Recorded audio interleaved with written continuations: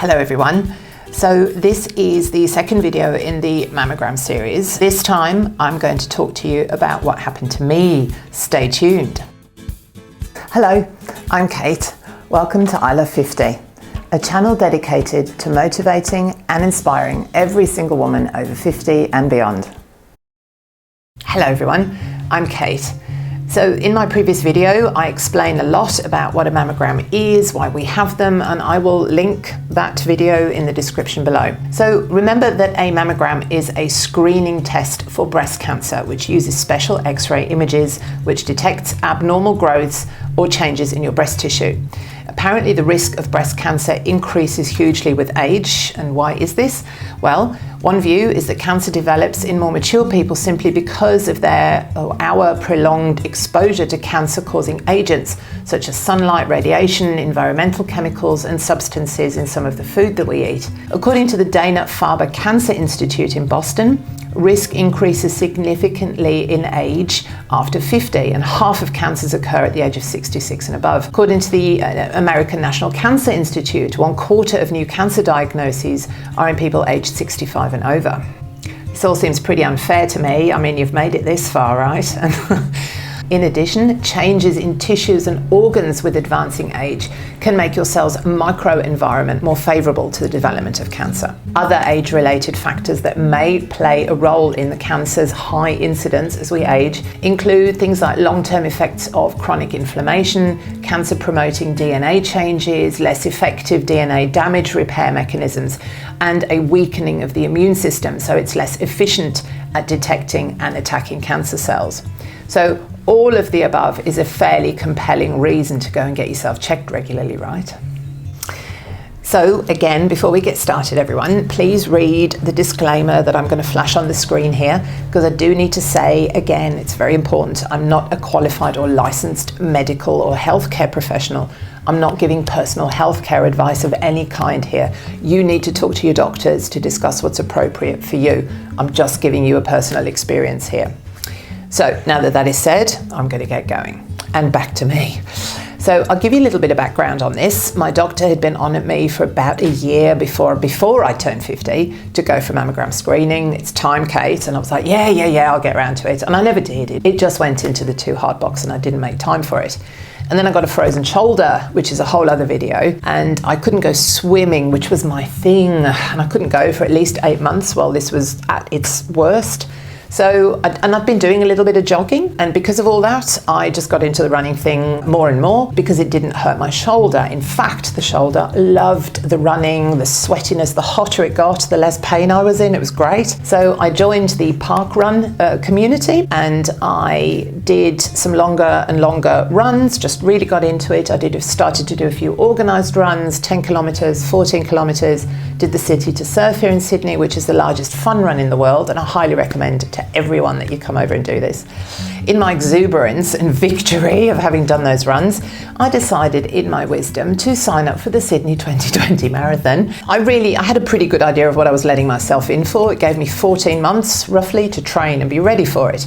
So to get myself in shape, and given my age, I thought it would be good to get some tests done. I've been vegetarian for a number of years. I've been vegan for about 3 years now. So I wanted to make sure that my nutrition was top notch. I had blood tests done, a bone density scan done, which I'll talk about another time as well. And I took the opportunity while I was running backwards and forwards to doctors and clinics to finally get that mammogram booked in. It was my first time. I went, I did it, it was fine. It was a bit uncomfortable, but again, it didn't take very long. The nurses were amazing, and I toddled off home and forgot all about it. And then a couple of weeks later, I got a letter saying that they had found an area of suspicion and that they wanted me to go back and get some further tests done. So I got that callback letter. Now this totally threw me. I was like, they can't possibly be me. Like, me? Are you sure you mean me? I'm strong as an ox. I've never felt better. I've never had anything wrong with me apart from breaking my ankle 15 years ago and having a frozen shoulder. I've been very, very lucky. Can't possibly mean me. They did mean me. I had a work trip booked that I couldn't get out of, so I'd had to postpone that callback appointment. So I was waiting around for 2 weeks, going crazy in my head to get to the appointment to find out what they'd found. I started Googling what the callback means because I've got no idea. Again, remember from my previous video, I discovered that getting that call back after the screening mammogram is pretty common.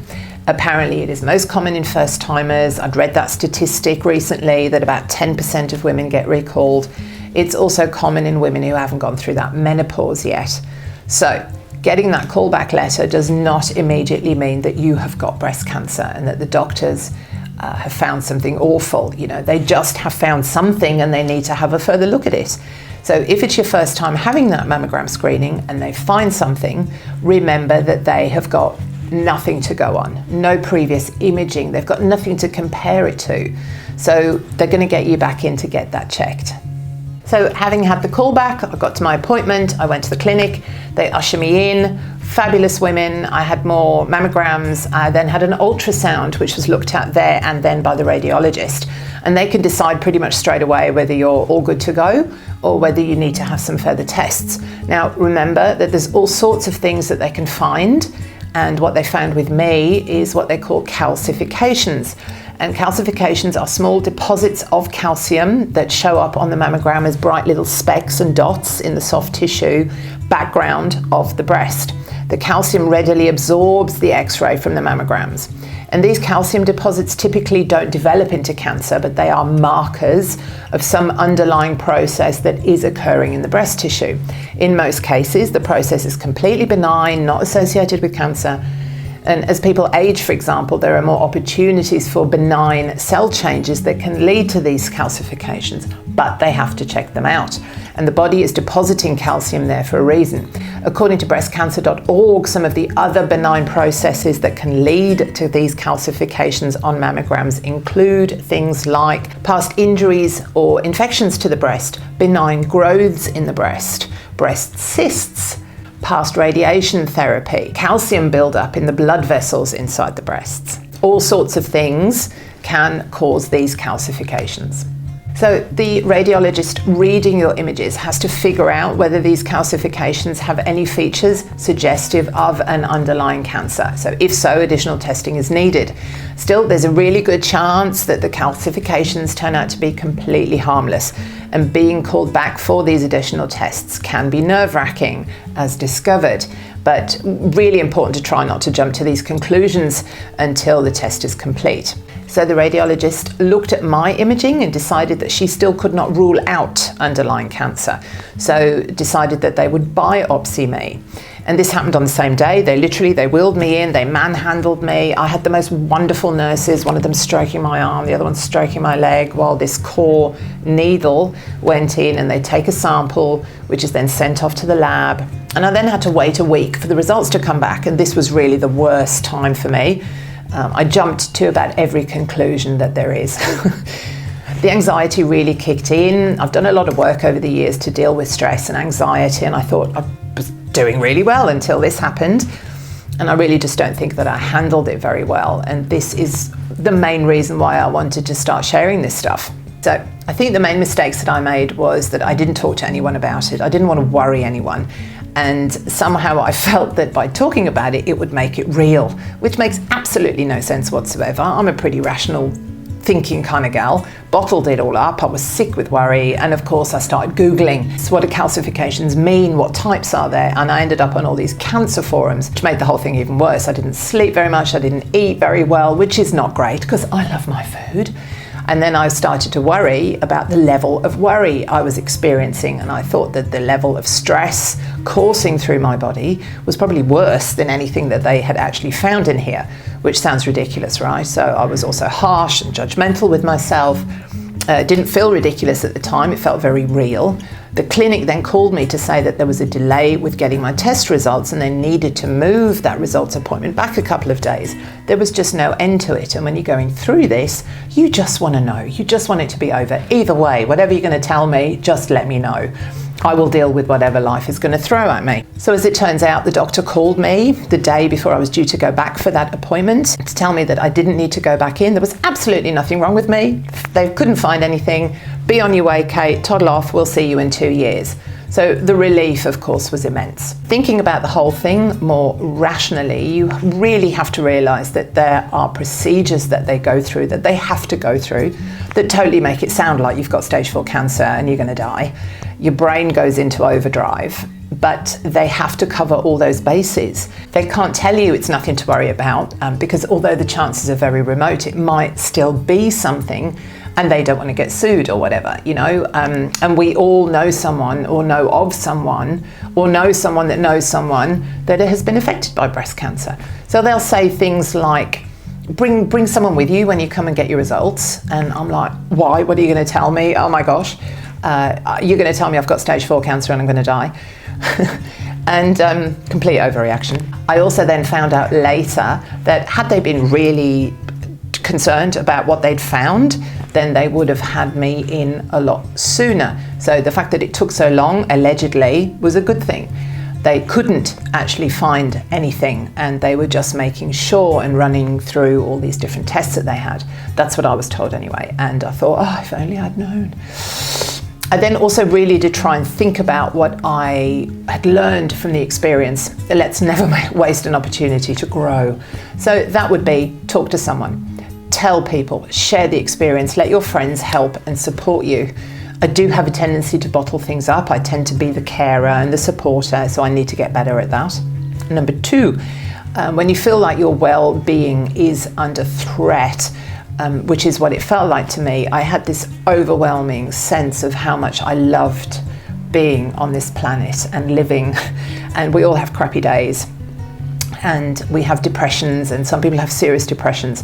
But for me, it was a real wake-up call to the fact that my default setting is actually happy, grateful, thrilled just to be alive.